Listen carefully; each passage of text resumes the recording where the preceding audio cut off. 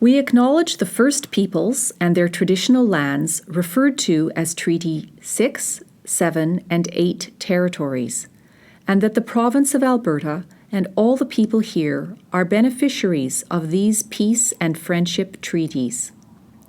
Treaties 6, 7, and 8, along with small areas of Treaties 4 and 10, encompass the traditional territories of numerous Western Canadian First Nations as well as the Métis people.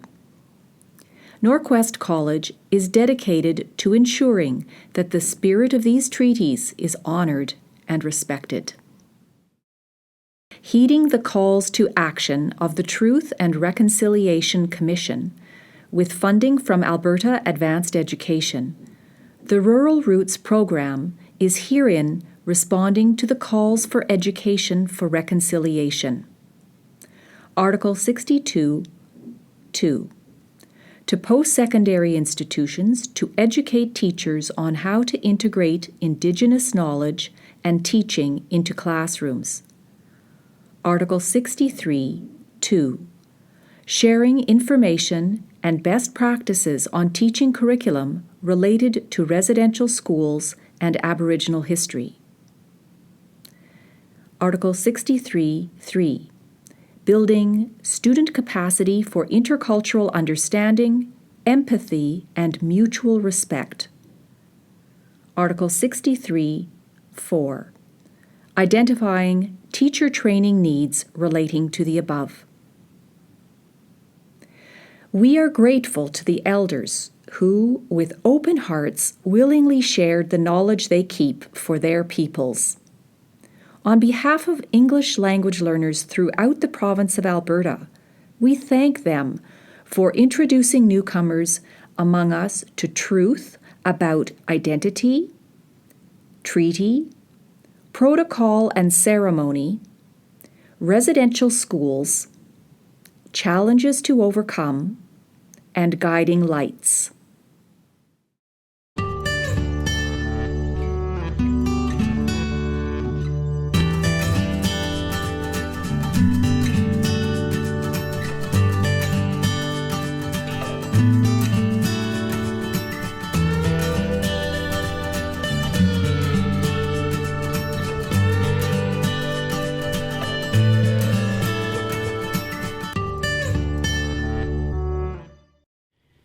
Well, it started in 1870s, when they wanted to deal with they call it the Indian problem. They wanted to assimilate Indigenous people. Initially, what it started off was, it was a kind of an industrial school, where they taught them how to farm, how to raise cattle. They turned it into a boarding school. So when it became a boarding school, the kids have to go there, no choice. And in that reservation, a lot of poverty. And we used to get food rations once a month, maybe some sugar, salt, flour, things like that. And then the children's allowance came. I mean, $7 a child is quite a lot of money back then. You could survive on that. So they used that as a tool to get the kids in school. They were told, if you don't bring your kids to school, you won't be getting your allowance, or you're going to cut your allowance in half, or your ration will be cut in half. So it was a forced assimilation into the boarding school.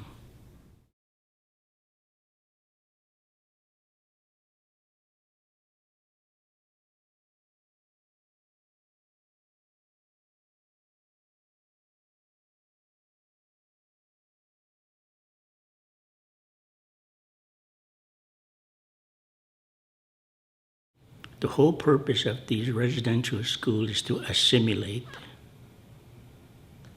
Indigenous people, to forget about their culture, forget about who they are, and adopt to the Western way of civilization.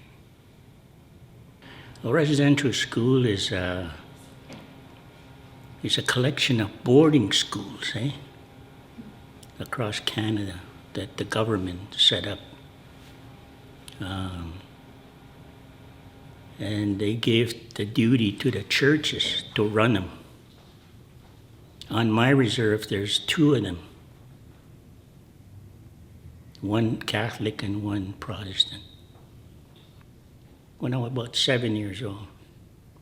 They usually take them about 5 or 6 years old. But I managed to stay with my parents till I was 7. Picture yourself 5, 6, 7 years old, being battered about by these people, telling me that whoever I am is no good. I'm a product of the devil. So they demonized our culture. They demonized our language.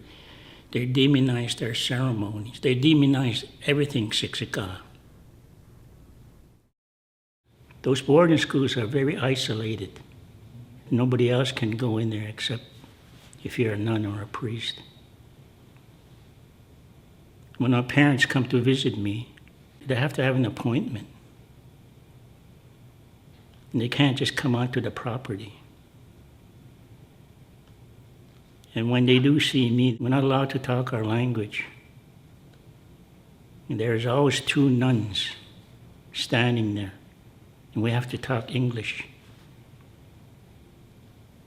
Can't criticize the boarding school. It's hard to hug your mom or your dad, or your aunties or your uncles. And there's a time limit. A typical day of boarding school, there's tons and tons of prayer. The moment they switch on the light in the morning, we have to jump out of bed and get on our knees and pray. Then we have to line up to clean ourselves in the sinks. There's only 3 sinks and there's a whole room full of boys. Then we marched everywhere. Our clothes are exactly the same.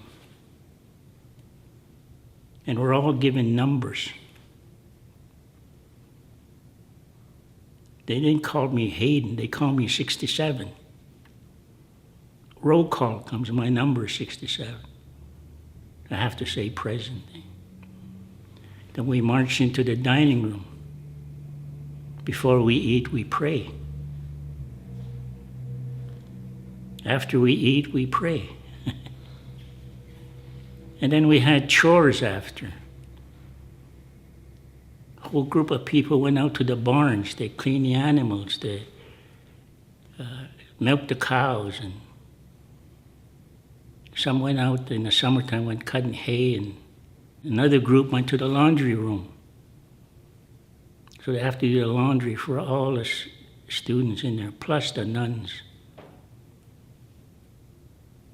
Some went to the kitchen, peeled potatoes, and some people there went around polishing stairs. I think we only had about 3-4 hours of academic time.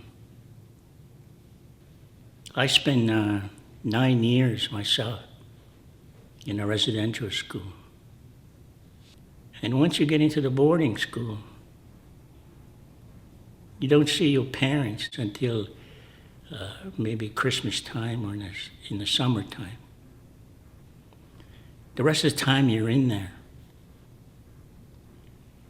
What went on in there was brutal.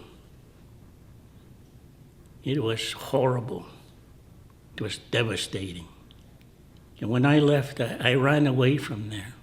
There was a damaged child. And a whole group of us were totally damaged. Physically, spiritually, mentally. It was hard. But we survived. The only thing that kept me alive was I knew who I was before I went to boarding school. I knew my language. I knew the dances. I knew the ceremonies.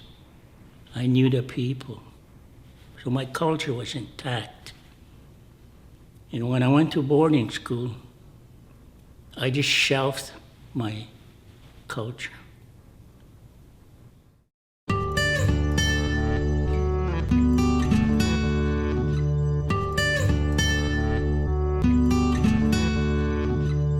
A residential school, I went for 10 years, in 1954 to 1964. And we learned to read, we learned to write, somewhat, because in my situation, we were learning from French nuns who couldn't speak English. Then they taught us to speak English in that accent. So when we left, people would ask, "Oh, you have a French accent." Many people said yes. And they got further ahead than us saying no. We're Anishinaabe, we're Ojibwe, because that was the English name, and Soto is the language that was given by the French to us. We did not have any parenting. We did not have the family around you. You never woke up in the morning and saw your mom and dad, or your kokum or your mission. And when you went to bed, you never were able to say goodnight to your parents. I think that was the most difficult thing in our lives, and for our parents too. And just think, as a mother or as a father, and you had abuse, you had sexual, physical, all kinds of abuse at residential school, and you had to send your children. How hard would that be for anybody? I saw people being strapped, being hit, being belittled, being woken up in the middle of the night to be taken to the priest, or the nuns would wake them up and take them to the priest. And you cannot say anything. You had no control. You were helpless. Because if you ever showed any emotion, then you were strapped. So you had to stand there and watch. That is most difficult. And seeing the nuns and the priests doing that, and yet in their Bible they read that anybody that does not do well with our children, that they'll be punished. There was something wrong. Like the RCMP were the ones who come and got the kids, who threatened the parents. They say we were doing our job. But is there a time that comes when you become human? And you say, this is not right?